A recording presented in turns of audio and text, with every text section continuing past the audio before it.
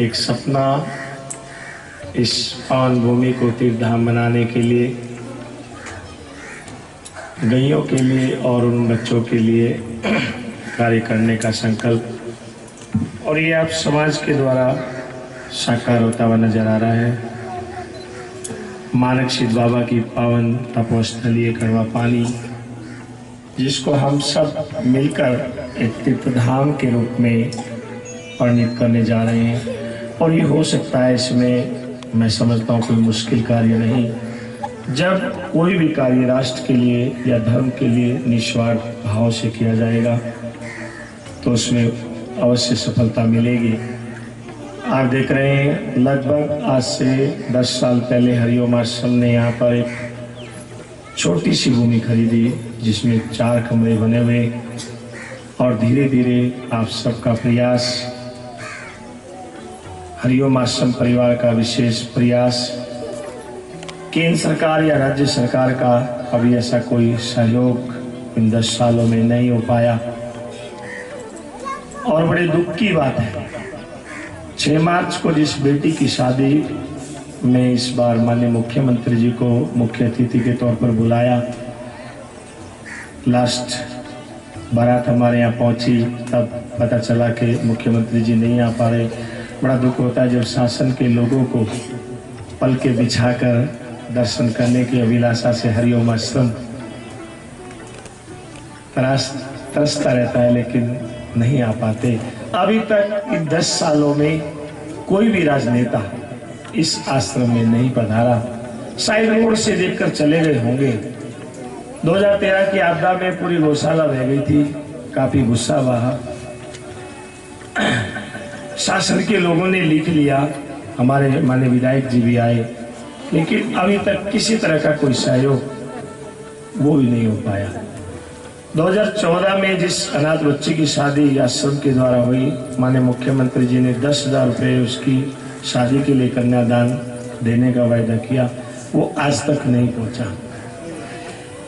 कितनी दुख की बात है कि मैं आज अपने लिए नहीं, क्योंकि मैं नांगा सन्यासी जूना हरिद्वार से राष्ट्रीय महामंत्री श्रीमान हरिगिरी जी महाराज का शिष्य, इस संकल्प के साथ इस आश्रम को संजोने का प्रयास कर रहा हूँ कि अपने लिए नहीं, कुछ राष्ट्र के लिए करें, कुछ धर्म के लिए करें, कुछ सनातन संस्कृति के लिए करें। आज हमारे देहरादून में बड़ी बड़ी धर्मशालाएं, बड़े बड़े मंदिर और मठ सब राजनीति की भेंट चढ़े पड़े हैं। किसी में भी कोई धर्म के लिए, कोई राष्ट्र के लिए कार्य सिद्ध नहीं हो पा रहा है। ऐसा नहीं कि संसाधनों की कमी है या धन की कमी है, सभी कुछ परिपूर्ण है, सड़ रहा है, लेकिन कोई भी कार्य नहीं हो पा रहा है। बहुत दुख की बात है। अन्य धर्मों को देखें किस तरह से आज उनके धर्म स्थल सजते संवरते चले जा रहे हैं। राष्ट्र के लिए वहां कितने कितने बच्चे विद्याध्ययन कर रहे हैं। कितने दुख की बात है कि इस कार्य को हम अपनी आंखों से होता हुआ देखकर भी आज कंधे से कंधा नहीं मिला पा रहे हैं। बहुत चंद लोग, मेरे ख्याल से ज्यादा पूरा देहरादून को गिनूंगा तो आप लिस्ट देखेंगे, हरिओम आश्रम में मुश्किल से 50 या 60 श्रद्धालुगण ऐसे हैं जो पर मंथ अपना कुछ न कुछ अंश यहाँ भेजते हैं, जिसके फलस्वरूप आज इस आश्रम का चूल्हा जल रहा है। राष्ट्र से या शासन से, केंद्र सरकार से या राज्य सरकार से कितनी बार हमने लिखा होगा, कितनी बार पर्सनली गए होंगे। आज से 4 साल पहले डीएम साहब के सानिध्य में एक मीटिंग चल रही थी और एक बच्चा CWC के द्वारा वहां भेजा गया था। किसी भी अनाथ आश्रम ने उसको लेने के लिए एग्री नहीं हुए, और चूंकि मेरे तो आश्रम का ही नहीं पता था, तो डीएम साहब ने मेरे सामने कम से कम 3-4 आश्रमों के लोगों को बड़ी लटार लगाई। मैंने आग्रह किया कि ऐसे बच्चे 1 नहीं 2 नहीं 50 भी आ जाएंगे तो हम उनके लिए भी कार्य करेंगे। और माननीय डीएम साहब ने वो एक पहल, पुरुषोत्तम जी उस समय थे, कि मैंने क्या, आज मेरे 4 बच्चे SCRR में पढ़ रहे हैं और एक बच्चे की फीस 1700 रुपए जाती है। हम मैन जी से मिले, महाराज जी ऐसा नहीं है और इस तरह के बच्चे हैं, कुछ फीस में कमी कर दो। 1 रुपया भी कम नहीं किया और 21,000 रुपए का चेक माननीय डीएम साहब ने तो जरूर दिया। लेकिन आज तक कितनी लेटरबाजियां दिल्ली तक हुई, नहीं हुआ।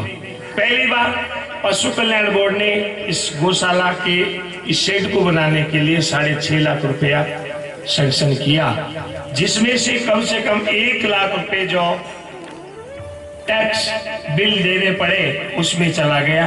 लगभग 5.5 लाख रुपए की धनराशि सैंक्शन हुई और इसमें लगभग 14.5 लाख रुपए के लिए लगभग लगा। मैं ऐसे लोगों को और ऐसे खासतौर पोतों को भी धन्यवाद दूंगा इस मौके पर। गौरव गोयल जी रुड़की से बैठे हैं, जिन्होंने अपनी दादी और दादा की याद में कितनी दूर रुड़की है, 1,25,000 रुपए का डोनेट इस गौशाला में किया। ऐसे पोते जिन्होंने, उनके लिए धन्यवाद। कितनी दूर रुड़की है, क्या पता कि वो 1 लाख रुपए हम ऐसे खा जाते। हमारा तो उनसे कोई संबंध भी नहीं है, जान पहचान भी नहीं है, लेकिन धन्यवाद दूंगा गुरु पर्व की इस बेला में कि ऐसे भावुक व्यक्ति जो गैयों के लिए निरंतर चाहते हैं कि कार्य हो। अरे आज पूरा हिंदुस्तान में एक लहर चल रही है गौशाला के लिए, गैयों के लिए, गौ माता के लिए, लेकिन क्या वास्तविकता में हिंदू गैया पालने के लिए सक्षम है? क्या उसके अंदर जज्बात है? अगर है तो क्यों नहीं संकल्प लेता कि मैं एक गाय को पालने का संकल्प लेता हूँ। आज हम हजारों का खर्च संध्या काल में कर लेते हैं, न जाने कितना कितना पैसा हम ऐसे ही बर्बाद कर देते हैं, लेकिन क्या हमारे मन में भाव आता है कि मैं पर मंथ एक गाय के लिए थोड़ा सा भी अनुदान भेजूं? अगर इस तरह का भाव हमारे मन में आ जाएगा तो 10-20 हजार नहीं, पूरे हिंदुस्तान में दूध और दही की लहर बहेगी और बहुत विशालतम गौशालाएं होंगी। एक भी गाय किसी वधशाला में नहीं कटेगी। हम ही संकल्प तो ले, हमेशा करने का प्रयास तो करें। कृष्णेटी आज पूरे उत्तराखंड में किस तरह से कार्य कर रही है, कम से कम हमारे 15-20 हजार बच्चों को आज रोटी खिला रही है। आप जानते हैं किस तरह से धर्म परिवर्तन हो रहा है। आज पहले तो हिंदुओं के पास बच्चे नहीं, और अगर कहीं दूर इंटीरियर में कोई ऐसा बच्चा मिल भी जाता है, क्या हम सोचते हैं उसके लिए थोड़ा सा कोई कॉपी, कोई किताब, कोई ड्रेस उसके लिए कार्य करें? बहुत चंद लोग हैं। हरिओम आश्रम परिवार बहुत छोटा सा है, लेकिन इतना विशालतम कार्य इस 10 साल में हरिओम आश्रम ने किया। मेरे ख्याल से देहरादून में शायद मुझे पहली जगह ऐसी नजर आती है कि जहां केवल हरिओम आश्रम ने अपने बलबूते पर इस पूरे स्ट्रक्चर को खड़ा किया।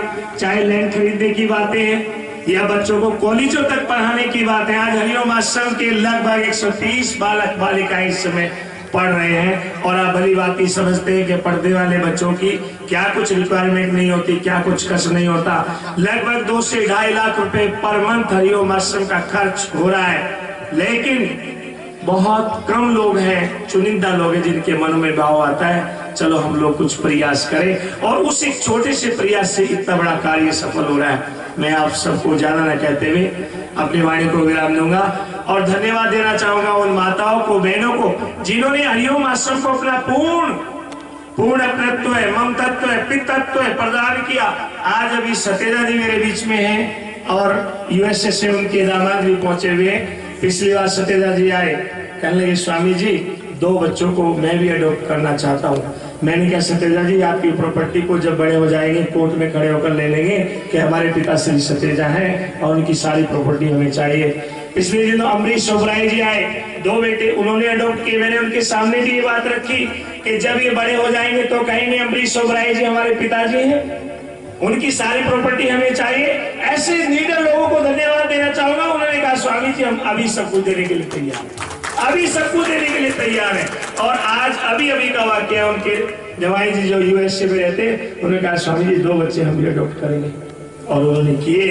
एक बच्चे की फीस लगभग 550-600 रुपए आ रही है, वो दे रहे हैं। मैं उन सबको धन्यवाद देना चाहूंगा और माताओं को धन्यवाद देना चाहूंगा जिन माताओं ने आज अपने लिए नहीं, कई बार अपनी ड्रेस नहीं बनाई होगी, अपनी साड़ी नहीं खरीदी होगी, अपने लिए शायद कोई साग और सब्जी नहीं ली होगी, आए दिन आती होंगी।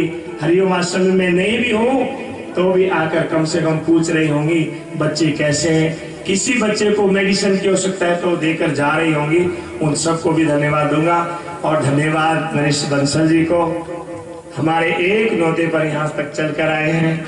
और पहली बार रतन चौहान जी मेरे पड़ोसी है, कई बार वार्तालाप हुआ, वो भी आज आए हैं इस मौके पर, उनको भी धन्यवाद। खेमचंद गुप्ता जी बिल्कुल हमारे पास में, और कितना हमारे लिए प्रयास करते हैं कि जब लगभग 5 साल पहले हरिओम आश्रम की पूरी भूमि टूट गई थी, केवल एक पॉलिथीन का छप्पर था, सबसे पहले व्यक्ति वो जो यहाँ आए और 4 जाल न जाने किस विभाग से कहां से उन्होंने सैंक्शन कराए और लगवा कर गए। ऐसे ऐसे भाव वाले व्यक्ति हरिओम आश्रम के साथ जुड़े कि शायद अपने लिए ना किया हो, अपने लिए ना जिए हो, लेकिन इस आश्रम के लिए और इस पूरे परिवार के लिए उन्होंने कार्य किया। और जागृति परिवार का धन्यवाद दूंगा जिन्होंने निरंतर बच्चों के लिए पूछा, स्वामी जी क्या रिक्वायरमेंट है। मैंने कहा बहन जी इतने कॉपियां चाहिए, इतने रजिस्टर चाहिए, इतने पेन चाहिए। आज वो भी यहाँ मौजूद है। कभी नहीं कहा कि इतना महंगा सामान है आपने क्यों लिखवा दिया, कभी नहीं कहा। और धन्यवाद इस मौके पर प्रेम सिंह भंडारी जी को, जो आज से लगभग 7-8 साल पहले मेरा एक संदेश गया, भंडारी जी बच्चों की ड्रेस बननी है, और उस समय लगभग 30,000 रुपए की वो ड्रेस बनकर तैयार हुई। उन्होंने नहीं पूछा कहाँ से आए हो, किसके बच्चे हैं, कौन से आश्रम से आए हो, और तुरंत बताया स्वामी जी यहाँ से ले लो। आज तक भंडारी शिष्य प्रेम सिंह भंडारी जी प्रति वर्ष बच्चों की ड्रेस उपलब्ध कराते हैं, और इस समय वो एक ड्रेस उपलब्ध कराने में 60 से 70,000 रुपए खर्च हो रहा है।